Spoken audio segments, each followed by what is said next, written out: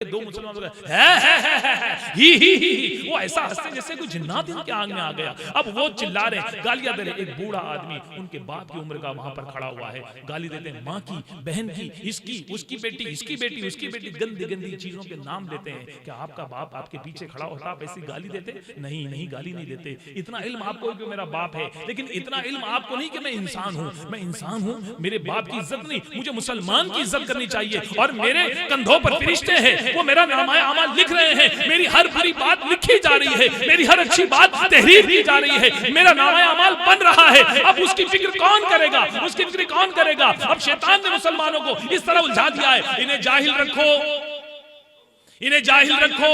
یہ جاہل رہیں گے تو یہ جس چیز کو عشق سمجھیں گے بربادی کے دہانے پر چلے جائیں گے. اور دیکھو پھر میں انہیں کیسے گمراہ کرتا ہوں. میں انہیں عرسوں کے نام پر تماشے میں لگا دوں گا.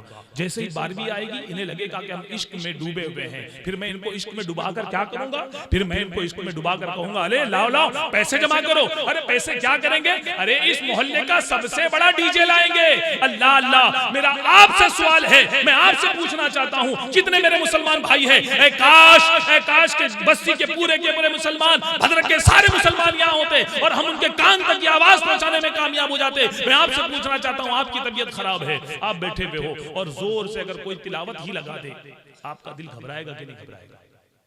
زور سے اگر آواز آ رہی ہے, زور سے قرآن کی تلاوت ہی صحیح, لیکن ایک بیمار آدمی کانپے گا. آپ کو ایک مسئلہ بتا دوں,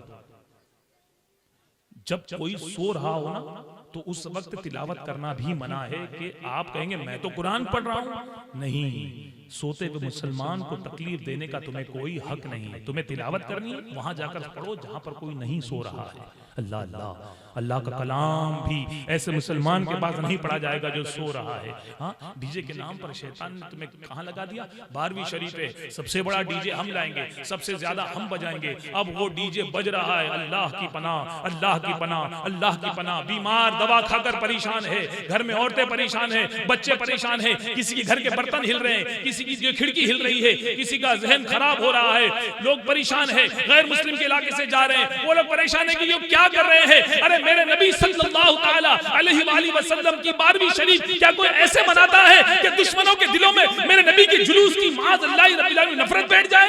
اللہ اللہ.